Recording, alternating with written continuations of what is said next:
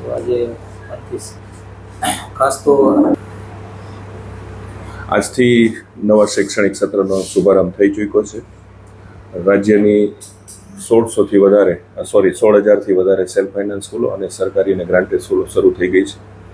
આ વખતે જે પ્રક્રિયા હતી, ખાસ કરીને બીયુ અને ફાયર સેફટી વગરની જે સ્કૂલો હતી, અને ખાસ કરીને રાજકોટની વાત કરીએ તો 120થી વધારે શાળાઓને સીલ લગાવવામાં આવેલા હતા.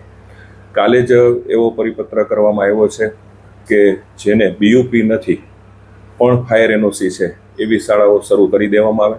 તો આજથી લગભગ 90થી વધારે સેલ્ફ ફાઇનાન્સ સ્કૂલો શરૂ થઈ ચૂકી છે. હજી 30 સેલ્ફ ફાઇનાન્સ સ્કૂલો અને 18થી 20 ગ્રાન્ટેડ શાળાઓ શરૂ થવામાં પ્રશ્નાર્થ છે.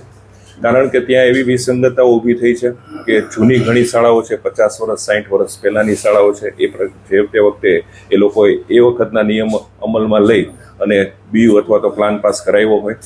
અત્યારે ફરીથી એમને 9 મીટરની હાઇટવાળો જે પ્રશ્ન છે એ પણ ક્યાંક ને ક્યાંક મુશ્કેલરૂપ થઈ ગયો છે. કારણ કે 2021ના પરિપત્ર પ્રમાણે ફાયરના જે જાહેરનામું હતું એના પ્રમાણે એ લોકોએ જે વ્યવસ્થા ઊભી કરી હતી કે 9 મીટરથી ઓછા હોય ત્યાં ફાયર એનઓસીની જરૂરિયાત નથી. 2023 ડિસેમ્બરમાં જે પરિપત્ર આવ્યો કે 9 મીટર અથવા તો 500 મીટર કરતાં વધારે બાંધકામ હોય ત્યારે ફાયર એનઓસી જોઈએ. ત્યારે એ લોકો અત્યારે ખૂબ મુશ્કેલી પરિસ્થિતિમાં આવી ગયા છે. કારણ કે અત્યારે બીયુ પણ મળવાનું મુશ્કેલ થઈ ગયું છે. બીયુ માટે ઇમ્પેક્ટમાં ફાઇલ ઇન્વર્ટ કરાવેલી છે.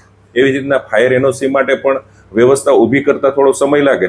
પણ અત્યારે જે નિયમ એવો કમિશનર સાહેબે બનાવ્યો છે કે જેની પાસે ફાયર એનઓસી હશે એ જ શાળાઓ ચાલુ થઈ શકશે. એટલે ફાયર એનઓસી મેળવવા માટેના પ્રયત્નો થઈ રહ્યા છે. પણ એક વસ્તુ સામે એ આવે છે કે જે ફાયર એનઓસી ને બીયુ બંને માટે એપ્લાય થઈ ગયા છે, પણ એ લોકોને મુશ્કેલી એ ઊભી થાય છે કે ટાઉન પ્લાનિંગ ડિપાર્ટમેન્ટ કે જેમને બીયુ આપવાની પ્રક્રિયા કરવાની છે એ લોકો ફાયર એનઓસી પહેલાં માગે છે, અને ફાયર એનઓસી ડિપાર્ટમેન્ટ એટલે કે ફાયર ડિપાર્ટમેન્ટ પહેલાં બીયુ પરમિશન માગે છે.